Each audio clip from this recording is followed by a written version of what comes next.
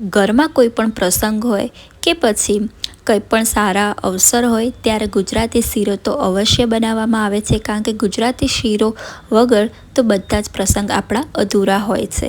તો ફ્રેન્ડ્સ, આજે હું સરસ મજાના ગુજરાતી શીરાની રેસીપી લઈને આવી છું, તો વિડીયોને એન્ડ સુધી જરૂરથી જોજો.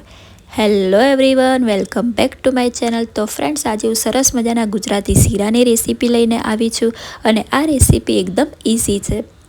તો અહીં મેં એક વાટકી ભાખરીનો લોટ લઈ લીધો છે અને ત્યાર પછી એક વાટકી જેટલો ગોળ લઈ લીધો છે, ડ્રાયફ્રૂટ લઈ લીધા છે અને અડધી વાટકી ઘી લઈ લીધું છે. ગોળ અહીં મેં દેશી જ લીધો છે. હવે શીરો બનાવવા માટે એક કઢાઈ લઈ લેવાની છે અને તેમાં આપણે એક વાટકી ઘી ઉમેરી લેવાનું છે. મોટી વાટકી જેટલો ભાખરીનો લોટ હોય તો આટલી અડધી વાટકી જેટલું આપણે ઘી ઉમેરી લેવાનું છે અને અડધી વાટકી ગોળ ઉમેરી લેવાનો છે. તે એનું એકદમ પરફેક્ટ માપ છે. હવે કોઈપણ વાસણમાં થોડું પાણી ગરમ કરી દેવાનું અને તેમાં ગોળને આ રીતે ઓગાળી દેવાનો છે. હવે ઘી ગરમ થઈ જાય એટલે ભાખરીનો લોટ ઉમેરી લેવાનો છે અને ભાખરીના લોટને ઘીમાં સરસ મજાનો શેકાવા દેવાનો છે. ધીમા ગેસે ભાખરીના લોટને ઘીમાં શેકાવા દેવાનો છે, તેથી સરસ મજાનું લોટ શેકાઈ જશે અને ધીમા ગેસે જ લોટને શેકાવા દેવાનો છે. જેટલો લોટ શેકાશે તેટલો આપણો શીરો ખાવામાં ટેસ્ટી બનશે. અને ધીમા ગેસે જ જ્યાં સુધી બધું જ ઘી ભાખરીના લોટ ઉપર આવી ન જાય ત્યાં સુધી આપણે લોટને શેકાવા દેવાનો છે અને આ રીતે ધીમા ગેસે હલકા હાથે જ લોટને શેકાવા દેવાનો છે.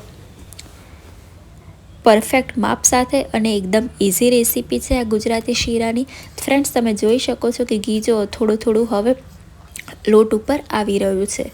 તો બધું જ ઘી જ્યાં સુધી લોટ ઉપર ન આવી જાય ત્યાં સુધી આપણે તેને હલાવતા રહેવાનું છે, જેથી સરસ મજાનો આપણો શીરો પરફેક્ટ માપ સાથે બની જશે.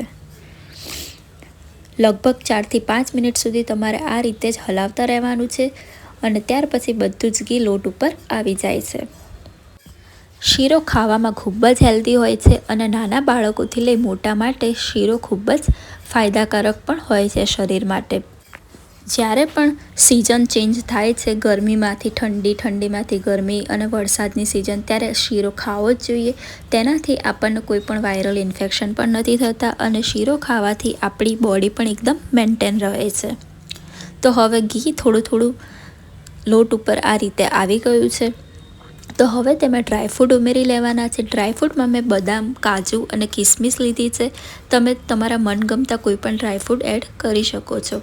હવે ડ્રાયફ્રૂટને પણ સરસ મજાના શેકી લેવાના છે અને ત્યાર પછી જે આપણે ગોળવાળું પાણી તૈયાર કર્યું હતું તેને આ રીતે ગળણીથી ઉમેરી લેવાનું છે. થોડું થોડું પાણી ઉમેરતા જવાનું છે અને પાણીને આ રીતે શીરાની ચારેય બાજુ ઉમેરી લેવાનું છે, એટલે કે કઢાઈમાં ચારેય બાજુ ઉમેરી લેવાનું છે. પણ જ્યારે પણ પાણી ઉમેરીએ છીએ ત્યારે ગેસ ધીમો જ રાખવાનો છે, જેથી કરી પાણીના જે છાંટા હોય છે તે ઉડે નહીં. અને ગરમ પાણી હોય છે એટલે આપણે ખૂબ જ સાવચેતીથી ઉમેરતા જવાનું છે. હવે શીરાને બરાબર હલાવી લેવાનો છે અને ગોળવાળા પાણી સાથે મિક્સ કરી લેવાનો છે. મોટી વાટકી ભાખરીનો લોટ અને તેનાથી અડધી વાટકી ઘી અને અડધી વાટકી ગોળ લેવાનો છે. આ શીરાનું એકદમ પરફેક્ટ માપ છે અને આ માપથી શીરો આપણો ખૂબ જ ટેસ્ટી અને એકદમ ઢીલો સરસ મજાનો બની જાય છે. હવે અહીં મેં ગોળવાળું જે પાણી હતું તેમાં થોડું પાણી ઉમેરીને ફરીથી એડ કરી દીધું છે અને તેને પણ બરાબર શીરામાં મિક્સ કરી લેવાનું છે, જેથી કરી વાસણમાં જેટલો ગોળ ચોટ્યો હોય છે તે બધો જ ગોળ આપણો શીરામાં એડ થઈ જાય છે. હવે ધીમા ગેસે શીરાને આ રીતે હલાવતા જવાનું છે અને થોડું થોડું ઘી તમને શીરા ઉપર આવતું દેખાય એટલે ગેસ બંધ કરી દેવાનો છે અને બંધ ગેસમાં શીરાને થોડીવાર ઠંડો થવા દેવાનો છે. જેટલો શીરાને તમે આ રીતે હલાવશો તેટલો શીરો સરસ મજાનો ટેસ્ટી પણ બનશે અને શીરો એકદમ પરફેક્ટ માપ સાથે તૈયાર થઈ જશે. શીરાના દેખાવ ઉપરથી જ તમને ખ્યાલ આવી ગયો હશે ફ્રેન્ડ્સ કે શીરો કેટલો ટેસ્ટી બન્યો છે.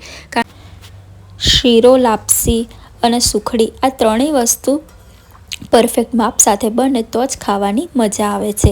જેથી કરી શીરો જ્યારે પણ બનાવો ત્યારે આ જ માપથી બનાવજો. આ માપથી શીરો સરસ મજાનો બની જાય છે. તો ફ્રેન્ડ્સ, હવે તમે જોઈ શકો છો કે ઘી સરસ મજાનું શીરા ઉપર આવી ગયું છે. તો હવે ગેસ બંધ કરી દેવાનો છે અને હવે મેં શીરાને આ રીતે એક ડીશમાં લઈ લીધો છે.